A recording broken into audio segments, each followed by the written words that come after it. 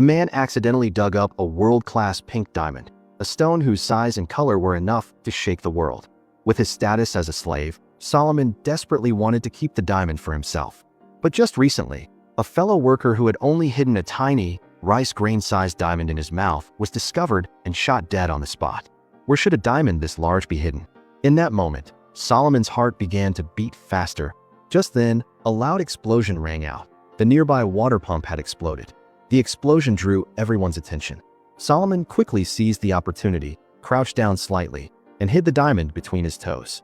Then, he used the excuse of needing to use the restroom to leave quickly. But unexpectedly, the rebel commander still noticed Solomon's suspicious behavior. He immediately blocked his path. Fortunately, the diamond was hidden under the sole of his foot. Even after being searched all over, nothing unusual was found. However, as Solomon reached a secluded spot to hide the diamond, the cold muzzle of a gun was pressed against his head. It turned out the commander had not given up and had quietly followed him. Just as Solomon was about to hand over the diamond, fate smiled upon him once again. Government forces launched a surprise attack, and a bomb landed right next to the two of them. The rebel commander was severely injured on the spot, while Solomon seized the opportunity to run. Afterward, Solomon went to a dry tree and buried the diamond there. Immediately after, he was captured by government forces. But upon arriving at the prison, Solomon came face to face with that same rebel commander. It turned out he wasn't dead, only injured in the eye. Despite that, he recognized Solomon instantly and roared in front of everyone. "This punk has a priceless pink diamond. Whoever finds it gets a big reward from me."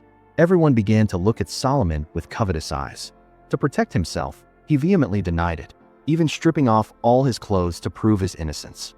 Although this method might have subdued the small fry, it couldn't deceive Danny. Danny was a white man born and raised in Africa, an unscrupulous black market diamond smuggler. Wherever there were diamonds, he could be found. However, this was a dangerous profession. One small slip-up and you could lose your life.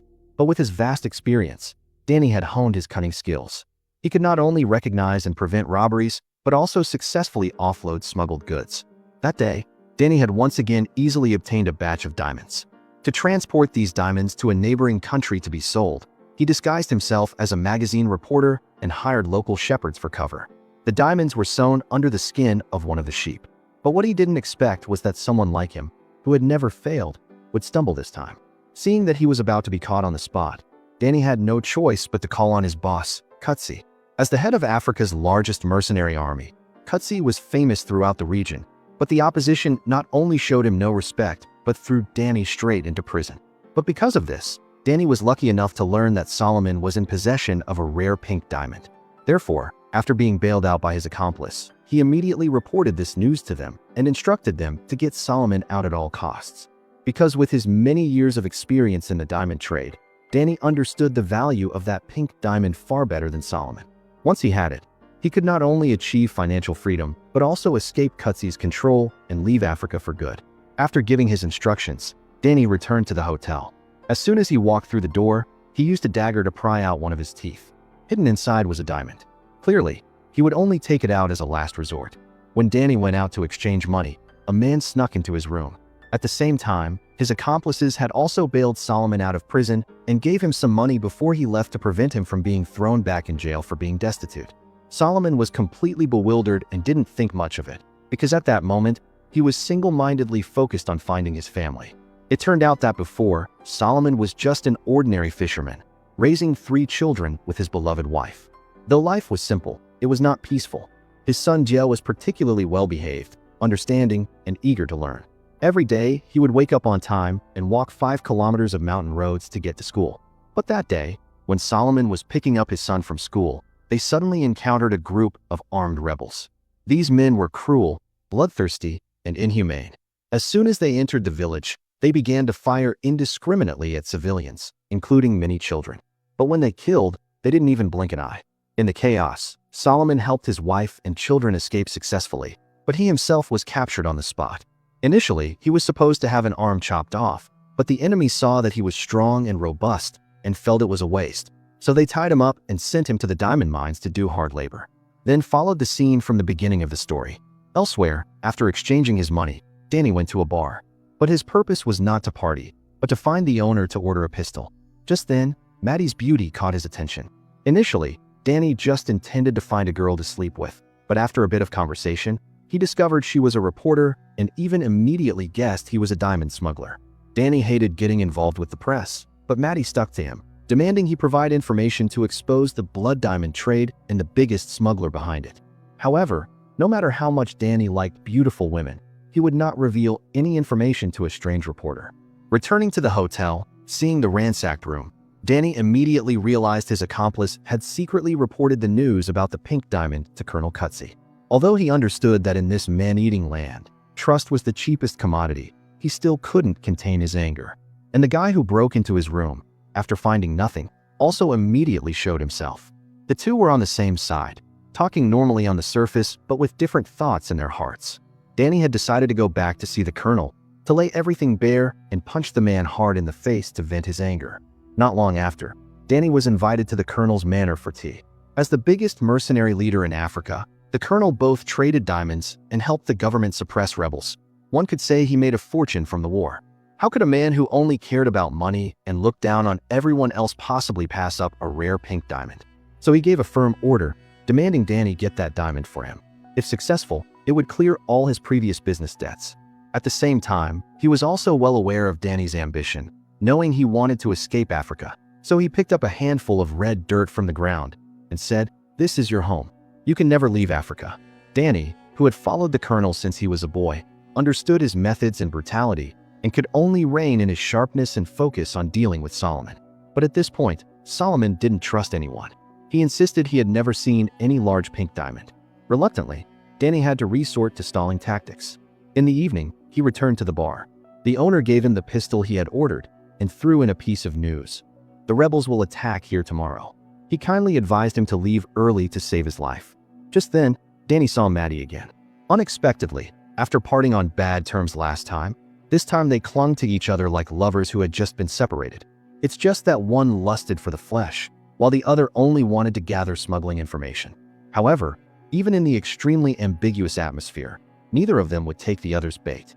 Losing patience, Maddie immediately switched to a direct attack, saying she had met too many people like him, who cared nothing for human life for the sake of money. Danny also lost interest, but when he went to the bar for a drink, Maddie refused to let him go and followed him. This time, Danny didn't hold back either and retorted, "You think you're so noble? You think you can change Africa? In fact, you're also a member of the blood diamond trade. If it weren't for American girls like you always dreaming of a fairy tale wedding, a sparkling stone, then these diamonds wouldn't be so valuable and no one would go to such lengths to smuggle them." But Maddie countered that not every American girl wants a fairy tale wedding, just like not every African lives by slaughtering each other. In fact, every day there are people doing good things, but clearly, none of them are done by you. So the two once again parted on bad terms. The next day, the rebels did indeed advance into the city. The place was about to be plunged into a sea of war. Danny took the opportunity to find Solomon, hoping to persuade him to cooperate. At this moment, the pink diamond was a deadly liability. Solomon had absolutely no channels to sell it. But Solomon was still single-mindedly focused on finding his family. Seeing this, Danny immediately said, "Without me, you have even less chance of changing your fate, of finding your wife and children." Just as the two were arguing fiercely, the rebels launched a large-scale attack.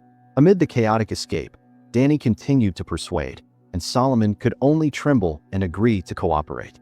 By now, the government forces had engaged the rebels. They had absolutely no regard for the lives of civilians. Fortunately, Danny was a seasoned mercenary. He led Solomon through the hail of bullets, escaping to a relatively safe ruin. At night, the two used the cover of darkness to get to the city's only exit, but 3 rebel soldiers were guarding it. To escape, they had to take a risk. So Danny told Solomon to pretend to be a rebel soldier, while he pretended to be a captured prisoner. Waiting until the enemy let their guard down, Danny immediately drew his gun and shot the guards dead. He picked up the rebel's sniper rifle and shot the fleeing rebel in the distance. This scene made Solomon realize his ruthlessness. Afterward, the two mixed in with a group of refugees, arriving at a government-managed refugee camp. Here, Danny met a male reporter and through him, found Maddie. As soon as they met, Danny said, "I can provide you with information, but in return, you have to use your credentials to access the UN database to help Solomon find his family." Danny did this because he knew that to get the pink diamond, he first had to handle Solomon. And the only way to do that was to try to help him find his family. Although Maddie knew she was being used, and also knew that Solomon was definitely connected to the diamond, because a petty man who only cared for profit couldn't possibly be generous enough to help a black fisherman. But as a righteous reporter, as long as it was to save people, she didn't care about other things.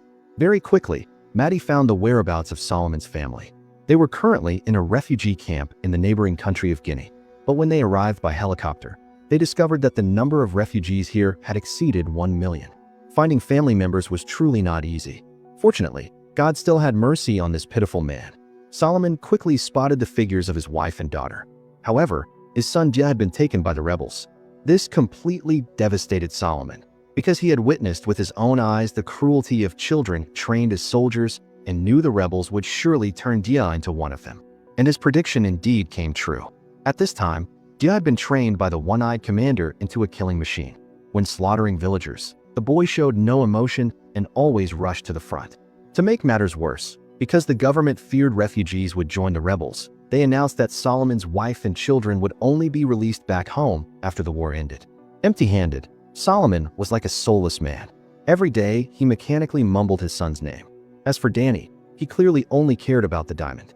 After learning where Solomon had buried the pink diamond, he focused all his energy on how to dig it up. But the terrain there was complex, with many factions vying for control. The only chance was to infiltrate Maddie's team. But at this moment, Maddie was very troubled. A graduate of a prestigious school, she was smart and quick-witted, and could have lived a life of luxury in New York, but she carried a strong savior complex, always wanting to eliminate injustice in the world. But no matter how moving her articles were, no matter how real her photos were, at most they only drew a few tears from readers, fundamentally unable to change the suffering in Africa. She didn't want to continue like this anymore, but wanted to use concrete evidence to overthrow those behind the blood diamond trade. Perhaps moved by Maddie's actions, or perhaps just wanting to get the pink diamond, Danny told her the whole truth about the blood diamond supply chain. He smuggled diamonds to neighboring countries. Then, local buyers would hand the diamonds over to middlemen. When the middlemen bribed customs, they could certify that these diamonds were mined domestically, thus allowing them to be legally exported. And the man behind this chain of interest was Van de Kapp. On one hand, he hoarded large quantities of diamonds to control the supply and maintain high prices. On the other hand, he did everything he could to sustain the war, preventing diamonds from the rebels from flowing directly into the market. After finishing, Danny also promised to provide direct evidence, but he had to wait until he got the pink diamond for this information to be publicly reported. Otherwise, he would surely die without a proper burial. So the two reached a cooperation agreement. Danny and Solomon also pretended to be staff and infiltrated Maddie's team. But on the way to their destination, the convoy was suddenly attacked by rebels. In the crisis, the kind-hearted Solomon saved a child. But because the bus had no more room, the few of them could only get on another small truck. But unexpectedly, disaster brought fortune. Everyone on the bus was wiped out by the rebels, while they took the opportunity to drive the truck and escape into the jungle. But just as they escaped danger, they ran into local guerrillas. Fortunately, these people did not have the habit of killing indiscriminately. After some gestures and Maddie's photography, they not only quickly let down their guard, but also led the three to a hidden manor to take refuge. Compared to war-torn Africa, this place was truly a paradise on earth.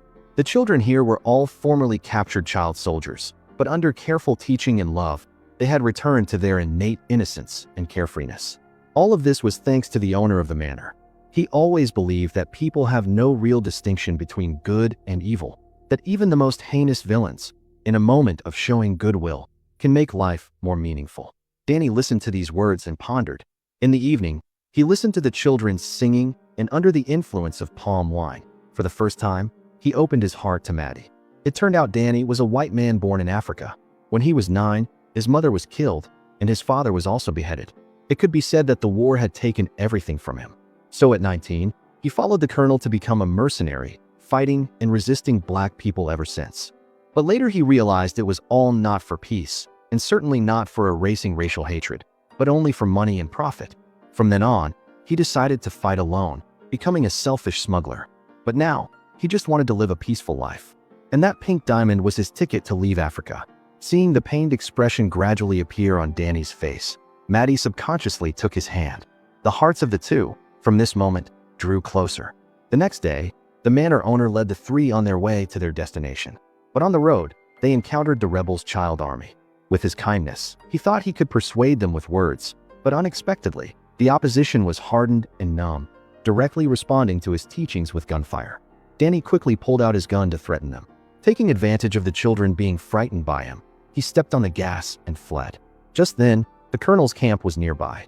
To save the severely injured manor owner, Danny had no choice but to divert to the camp first.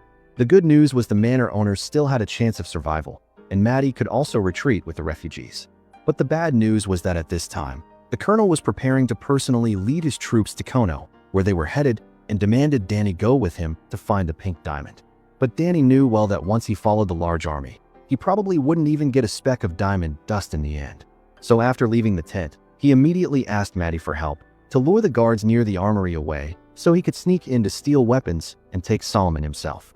After hearing this, Maddie immediately understood Danny's intention and also knew that this trip of his was surely more dangerous than not, but she could only nod in agreement through her tears. Danny also handed over the evidence he had, so that even if he really died in Kono, Maddie could expose all the truth. Afterward, with Maddie's help, Danny successfully got the weapons, and the two were about to part.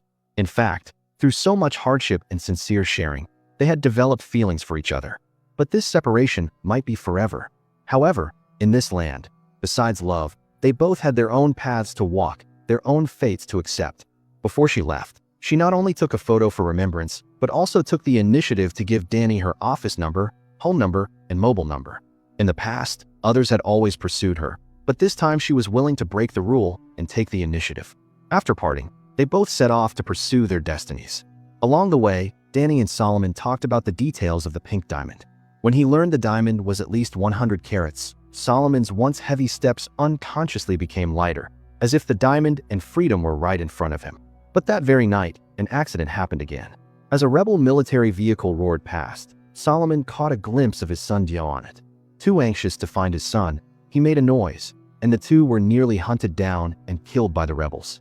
After escaping death, Danny's anger was uncontrollable. He even pulled out a knife to threaten Solomon. "If you mess up again, I'll skin you alive." But in Solomon's heart, the pink diamond was not as precious as his son. Therefore, despite the threat, he still wanted to find his son first. The two thus had a conflict, a fierce scuffle, but Solomon remained firm, and reluctantly, Danny had to concede. In the evening, the two fumbled their way to the rebel camp, but couldn't find any sign of Diameter. The two had to continue on their way. Before, on the road, the two often talked about diamonds, but now they began to talk about each other's lives and gradually truly opened up to each other. Danny even said he would definitely rescue Diameter. After walking for another day and night on small paths, the two finally reached the mine where the pink diamond was buried. But the place was heavily guarded, completely inaccessible. Left with no choice, Danny had to take a dangerous gamble, sending the specific coordinates to the colonel, requesting he use heavy firepower to clear a path. Danny knew this was a risky move, but there was no better way. He could only hope to take advantage of the battle between the two sides, risk sneaking to the spot with the diamond, dig it up, and then take the opportunity to escape. But Solomon, after hearing this, felt something was wrong, because he was sure his son was inside, and once the firing started, he could very well lose his life. So in the evening, while Danny was fast asleep, he secretly infiltrated the enemy area and found his son. Who would have thought his son not only didn't recognize him, but also saw him as a traitor and captured him. Just then, Danny, discovering Solomon was missing, also followed him. But facing this situation, he could only wait for an opportunity. Early the next morning, the injured rebel commander appeared. Seeing Solomon, he was overjoyed and used an axe to threaten him to hand over the pink diamond. The reason the commander coveted this diamond so much was that he, like Danny, wanted to use the money to escape this hell on earth.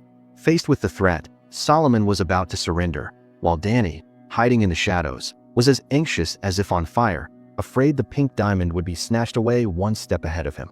Just then, the colonel's helicopter appeared in time. Under the hail of bullets and bombs, the rebels immediately fell apart. Although the situation was chaotic, Danny's mind was very clear. He knew he had to focus on protecting Dia, as that was the only way to get Solomon to reveal where the pink diamond was hidden. So, despite the danger to his life, he saved Diameter. And Solomon, on the other side, finally found a chance for revenge. He directly used an iron bar to smash the one-eyed commander's head. With absolute firepower advantage, the rebels were quickly completely wiped out. At this point, everyone's focus once again turned to Solomon. And Solomon also knew the location of the pink diamond was his life-saving card, so he kept his mouth shut. It wasn't until the colonel said that as long as Danny could make him talk, He would agree to a 60-40 split, otherwise both would have to die. That Danny pulled Jia out from the side. With his weak spot held against him again, Solomon had no choice but to compromise. Afterward, the group went to the burial spot. The place had already been dug up and ravaged by the rebels. Solomon had no choice but to force himself to continue digging. At this moment, both Danny and Solomon understood clearly that as soon as the diamond was retrieved, their lives would surely be in jeopardy. Danny suddenly asked for a cigarette from the person next to him, but was refused. Solomon also trusted Danny more, willing to risk it all with him to find a way out. So, he pretended to have found the diamond. Danny seized the opportunity and quickly killed a soldier. Solomon also took advantage of the chaos to attack the colonel next to him. Danny quickly hid in the forest, then suddenly turned back and finished off the colonel. Very soon after, Solomon also really dug up the diamond. But during the recent battle, Danny's abdomen had unfortunately been hit by a bullet. Unexpectedly, Jia blocked their path with a gun. It wasn't until Solomon used every emotional appeal that his son, whose conscience was not yet completely lost, regained his senses. However, just as the father-son reunion ended, the three were attacked and could only hastily flee. On the way, Danny demanded the diamond back and also contacted his accomplice in advance to send a plane to pick them up. But the landing point was the mountain peak ahead. They had to cross 10 kilometers of high mountain roads to get there. Hearing Danny's gasps for breath, Solomon advised him to stop and rest, but the enemy could catch up at any moment, so he could only try his best to race against time. However, after climbing only halfway up the slope, Danny had no strength left. Solomon decisively carried him and continued on. But not long after, Danny was completely exhausted. He knew he didn't have long to live, so he took out that pale pink stone. This was what he had traded his life for, but he no longer had the chance to spend it. Although he understood the principle that men die for wealth, with success right at his fingertips, he still felt a bit of regret. However, in the end, he still decided to hand this stone to Solomon. Not only that, he also gave Solomon Maddie's business card, telling him to call her for help when he got back to the capital. In addition, he gave Solomon a gun and specifically warned him not to trust his accomplice. Just then, the enemy caught up. To buy time for Solomon to escape, Danny single-handedly set up his gun and began to fight back. It wasn't until he saw Solomon and his son get far away that he stopped, letting out a sigh of relief. Then, he used a satellite phone to call Maddie, telling her to pick up Solomon and his son at all costs. Initially receiving the call, Maddie was very happy, but hearing the increasingly heavy breathing on the other end of the line, Maddie felt something was wrong, and her heart suddenly sank. At this moment, the accomplice's helicopter roared over Danny's head, but he no longer felt regret, only sighing. "The scenery here is beautiful. I wish you were here too." But luckily, he had told her the true story, so she could write her articles freely later. At this point, Maddie also understood the meaning in Danny's words. She cried and said, "I wish I could be with you." But Danny said it was okay. He was exactly where he was supposed to be. After hanging up, Danny grabbed a handful of blood-soaked dirt beside him. As if confirming the colonel's words, this was his fate. Though he had tried his best to escape, in the end, he was born and died in this place. In the brilliant sunset, Danny peacefully closed his eyes, becoming the most dazzling streak of white on this dark land. Not long after, Solomon, with Maddie's help, brought the pink diamond to London and, under Maddie's meticulous arrangement, reached a trade agreement with the top brass of the diamond monopoly. The condition was to help find his family. So Solomon's family was finally reunited, and the transaction scene was also fully recorded by Maddie. Afterward, Maddie, based on the evidence in her hands, exposed the dark secrets behind the blood diamond trade. Solomon also stood up as a witness, telling the whole world the bloody stories that had happened in Africa. Finally, in May 2003, 40 countries signed the Kimberley Process Certification Scheme. Any diamond legally mined from its source must be packed in a tamper-proof container and accompanied by a Kimberley certificate to be exported. Otherwise, diamonds of unknown origin are all banned. Diamonds are originally just ordinary transparent stones, but because of human greed and the pursuit of material things, they have become symbols of purity, nobility, and even wealth and power. And in order to obtain more profit, the evil in human nature is constantly exposed, leading to exploitation and bloodshed. Although international agreements can slow or even end the illegal diamond trade, there is no way to reduce human greed. Advising people to stop buying a certain sinful commodity also cannot reduce it, because the venomous snake named ambition still lurks in the human heart. The satisfaction that cannot be obtained from diamonds will surely be vented through other channels. either other luxury goods or other immoral behaviors. Therefore, we do not need to boycott a material thing that has no right or wrong, but rather to clearly recognize the relationship between ourselves and the world, to reconcile another relationship, to reconcile our own desires, to reconcile our own hypocrisy, and to reconcile our own conscience. Because the thing that is bloody has never been the diamond, but human greed and ever-expanding desires. Today's story ends here. Thank you for watching. What do you guys think of this film? Please leave a comment down below.